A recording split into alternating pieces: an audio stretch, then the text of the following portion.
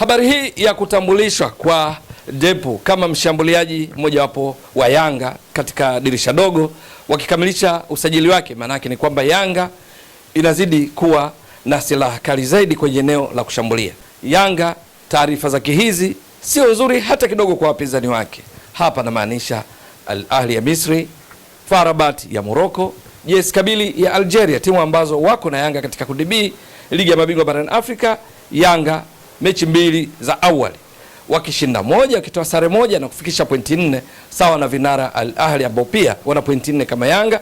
Ni tishio kwa sababu Yanga ujio wa Depu ambaye yeye katika mfumo wa baada ya golikipa, walinzi wanne, viungo wale kabaji, viungo 3 ushambuliaji na mshambuliaji kinara mmoja ambao hutumiwa zaidi na kocha Pedro Gonçalves. Malaki Depu anaweza kucheza hapa na inafahamika mchezaji huyu wa kimataifa wa Angola, urefu ni around 56, gule yenye nguvu zaidi la kulia, ni mzuri katika kutumia vyema mguu wake wa kulia kupachika mabao, vichwa na kadhalika. Ni sifa hiyo ndio iliyomfanya katika michuano iliyopita ya Kosafa, michuano kwa nchi za kusini mwa Afrika, taifa la Angola lilitoa ubingwa. Aliwezesha kutoa ubingwa ni pamoja na yeye Depu ambaye katika mechi 5 alifunga mabao 8. Yaani mechi 5 alifunga mabao 8, maana yake mabao 3 zaidi ya idadi ya mechi. Kwenye mechi mojawapo ilikuwa ni ya fainali dhidi ya Afrika Kusini, walishinda mabao 3, yeye alifunga mabao 2, moja la kichwa, moja la mguu wa kulia, kuonyesha namna alivyokuwa mzuri katika kupachika mabao. Ana mbio, anaruka juu, migongano anaiweza, na tena mzuri katika kwenda nyuma yao na kupokea mipira ambayo humfanya amkabili golikipa timu pinzani na kufunga.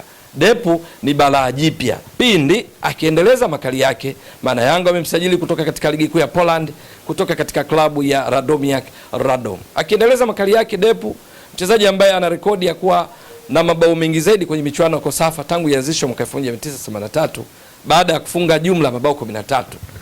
Finali michuano iliyopita amefunga mabao 8, michuano ya nyuma yake alifunga mabao 5, jumla mabao 13 na kufanya awe juu zaidi kwa upachikaji mabao. Lakini ukimwondoa Depu kwenye kikosi cha Yanga amesajiliwa Alan Okello, mchezaji wa kimataifa kutoka Uganda. Yeye hucheza nyuma ya mshambuliaji kinara, guu lake lenye nguvu zaidi la kushoto, umri miaka 25, urefu 55 na inchi 10 katika mfumo huu wa baada ya golikipa. Walinzi wanne, viungo wawili ukabaji, 3 ushambuliaji na mshambuliaji kinara mmoja. Hii ni kama mfano tu. Okello anaweza kucheza hapa akiwa kama inverted winger, anaweza kucheza hapa akiwa kama orthodox winger, kwa maana kwamba anacheza upande ambao guu lake lenye nguvu ndiko liko la kushoto, lakini anaweza kucheza kama namba 10 nyuma ya mshambuliaji kinara. Lakini ni Yanga ambao wamemsajili pia Mwanengo Emmanuel kutoka TRA. Ni Yanga ambao eneo la kiungo wamemsajili Mohamed Damaro Kamara kutoka Singida Black Stars. Hao wawili kwa mfano, Mwanengo anaweza kucheza kama nambari 9, nafasi anayocheza Depu, nafasi anayocheza Prince Mpumelo Dube, nafasi anaweza kucheza Clement Mzize Walid. Lakini Okello anaweza kucheza eneo hili ambalo pia wanacheza akina Maxim Pianzengeli, wanacheza akina Celestine Ekwa, anacheza akina Faridi Musa, wanacheza akina Lasin Kouma nyuma ya mshambuliaji kinara, anacheza Peodo Pacome Zouzoua. Ni balaa tupu, maana hao wote wana madhara makubwa kwa timu pinzani endapo anakuwa kwenye kiwango chao bora. Lakini Mohamed Damaro Kamara, yeye ni miongoni mwa viungo wawili pale wa ukabaji, anaweza kuwa box to box pindi kocha Pedro Gonçalves akiamua hivyo, anaweza pia akabaki nyuma, yeye anaungana na mabeki wao wakati katika kuhakikisha Yanga inakuwa salama, kuepuka mashambulizi ya kushtukiza. Eneo hili pia ndiko anapatikana kina Duka Buya, ndipo anapopatikana Mudathi Abbas, ndipo anapopatikana Salma Abubakar Shuaboy. Kwa ujumla tu hawa ni baadhi ya wachezaji wapya niliowataja walioongezwa katika usajili wa Yanga na kuifanya iwe kali zaidi. Kwa mfano, mfuatiliaji wa mpira wa miguu nchini Tanzania anifahamu Yanga. Chukulia tu kwa mfano, maana Yanga ina wachezaji wengi sasa wakali kutoka eneo la kati kwenda kwenye lango la wapinzani. Lakini chukulia tu mfano, ameanza Depu hapa kama mshambuliaji kinara. Huyu makali yake ndio nimeyakumbushia hivi karibuni katika michuano kwa Safa. Mechi 5, goli 8, sio jambo dogo. Kule Poland anakotoka amecheza mechi 4 katika ligi kuu ya Poland msimu huu na klabu yake ya Radomiak Radom, akiwa amefunga goli 1 baada ya kupiga mashuti 9, 3 yamlenga shabaha. Matarajio ni kwamba yale makali yake katika Kosafa, yale makali yake akiwa Esperance, Sagrada akiwa Sagrada ya Angola na kumfanya awe mfungaji bora namba 2 ligi kuu ya Angola baada ya kufunga mabao 19. Ndio anayotarajiwa yalete Yanga kwa sababu kocha Pedro Gonçalves anamfahamu vizuri. Wakati akiwa mfungaji bora katika michuano ya Kosafa mara zote 2, kocha wake ni Pedro Gonçalves katika timu ya taifa ya Angola, na hivyo anajua jinsi ya kumtumia. Ameanza kwa mfano tu Depu. Kumbuka hapo una Dube, kumbuka una Mzize, kumbuka una Ima Mengo. Mimi nazungumzia Depu. Alafu kwenye viungo tatu ushambuliaji kwa mfano tu ameanza Pacome. Pacome Zouzoua. Alafu kwa mfano tu ameanza Celestine Ekwa ambaye ameanza kwa kusuasua baada ya kutua Yanga akitokea Ivory Coast, lakini kadri anavyoendelea kucheza ndivyo anavyozidi kuimarika akiwa kwenye kiwango chake bora. Chukulia kwamba ndo amepewa nafasi ya kwanza hapo Celestine Ekwa, gule yenye nguvu zaidi la kushoto. Halafu hapa kuna Okello kwa mfano tu ameanza yeye. Halafu huku nyuma chukulia tu kwa mfano kuna Dzuke Abuya, kuna Damaro Kamara.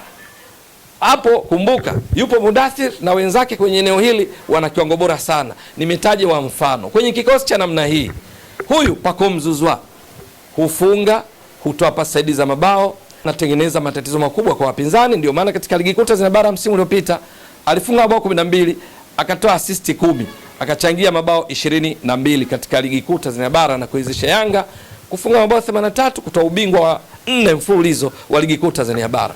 Pacome anaonekana kutokea kushoto, lakini ana uwezo wanapocheza huwa anaingia ndani kutoa fursa kwa beki wake wa pembeni kushoto Mohamed Hussein Shabalala, Shadrack Isakaboka kupanda, alafu yeye anaingia ndani anakwenda kuungana na mshambuliaji Kidara ambaye hapa tunachukulia kwamba ni Depu.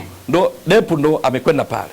Pacome vurugu zake zinatoa fursa kwa Depu ambaye si mchezaji wa kusimama eneo moja, huwa ana move kushoto kulia na kupata hiyo mipira na kufunga na kutengeneza nafasi za kufunga au kutoa fursa kwa huyu aliyetoka nyuma yake Alan Okello, akaja kuleta balaa hapa akiwa nyuma yake akicheza mipira ya pili, second balls.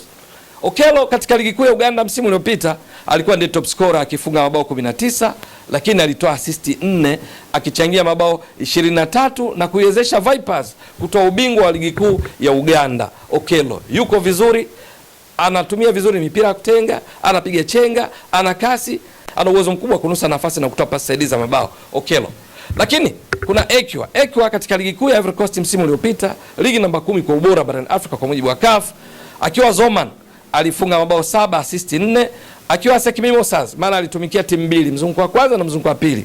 ASEC alifunga mabao 6, assist 6, jumla akichangia hapa mabao 11, hapa mabao 12, kwa jumla yote mabao 23 katika ligi kuu ya Ivory Coast. Ekwa akiwa kwenye kiwango chake bora, manake ana uwezo wa kufunga, ana uwezo wa kutoa assist kama tunavyoshuhudia hapa akiwa ametoa jumla ya assist 10 akifunga mabao 13. Kwa lugha nyingine, Depu amezungukwa na watu ambao wenyewe kwanza ni tishio kwa wapinzani kwa sababu huwa wana uwezo wa kupiga mashuti na kufunga, lakini pia wana uwezo wa kutoa pasi saidizi za mabao na yeye ana uwezo wa kufunga. Kazi kwake Depu kwa kikosi hiki cha Yanga, anayo fursa ya kufunga mabao mengi zaidi endapo tu sharti alete kile alichokionyesha katika michuano ya Kosafa, alete kile alichokionyesha katika ligi kuu ya Angola Jirabora wakati akichezea Sagrada katika upachikaji mabao. Maana mipira ya juu ataipata, mipira ya chini ataipata. Asipofunga yeye, ana uwezo kutengeneza nafasi kwa wenzake kufunga. Cha msingi tu aendeleze kile kiwango chake. Maana wapo wachezaji wametoka kwa kishindo Yanga, halafu walichokionyesha ni tofauti na walikotoka. Yanga huwa wasubiri wachezaji wa namna hiyo, wanawapa thank you mapema tu. Wapo kadhaa ambao walitoa kwa kishindo kama yeye wakiwa washambuliaji na nafasi nyingine mbalimbali, walipoonyesha kiwango tofauti na matarajio ya Yanga walifungishwa virago. Lakini Depu akiungana na hawa, na wataja tu kwa mfano, na wengine kama Principal Melo Dube msimu uliopita alifunga mabao 13, akatoa assist 8, akachangia mabao 21 kuizisha Yanga kutoa ubingwa. Kuna Clement Mzize Walid alifunga mabao 14, assist 5, akichangia mabao 19. Hao wote wapo. Maana yake ni kwamba kuna Mudathir Abbas ni hatari zaidi. Wote kwa pamoja unaiona Yanga na nguvu kubwa zaidi, na hivyo upo uwezekano wa kufanya vizuri zaidi kwenye michuano mbalimbali wanaoshiriki, bila kumsahau Lassine Kouma, mchezaji wa kimataifa kutoka Mali. Sasa Al Ahly wajipange, waanza kupigwa bila kutarajia katika mechi zao mbili, na hivyo Yanga kuipigwa Al Ahly kwenda pale juu kileleni endapo tu hawa wachezaji wataonyesha ubora wao kadri wanavyotarajiwa na kutekeleza mipango kazi ya kocha Pedro Gonçalves. JS Kabylie lakini vile vile Farabat. Lakini kwenye ligi kuu Tanzania bara, Simba, Azam, Singida Black Stars, Dodoma Jiji, Coastal Union, Mtibwa Sugar, Namungo na klabu nyingine zote zitapaswa kujipanga, maana Yanga wamejiimarisha zaidi katika kutetea taji la 5 mfululizo.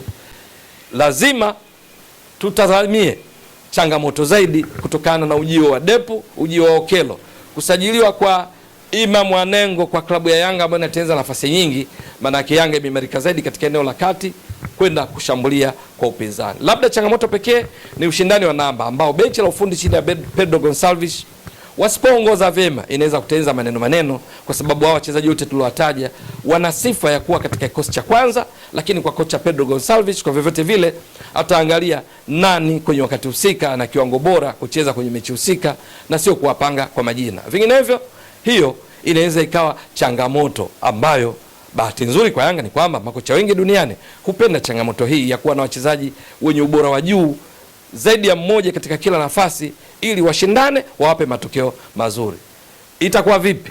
Ni balaa kweli tutalishuhudia baada ya Yanga kuimarika kwa ujio wa Depu, Okelo, Mwamengo, Damaro na wengineo katika ligi kuu Tanzania bara, kombe la shirikisho la benki CRDB na ligi ya mabingwa barani Afrika na michuano mingine tutakayoshiriki kama kombe la muungano. Hilo ni swala la kusubiri. Mtazamaji wa Mbwaduke Stats Sport Next Level, endelea kuunga mkono channel hii kwa kuhakikisha kama una subscribe, una share, una like na kucomment. Mwasilishaji wako ni mimi Ramadhani Mbwaduke almaarufu kama mzee wa data. Shukran jazilan. Bye bye.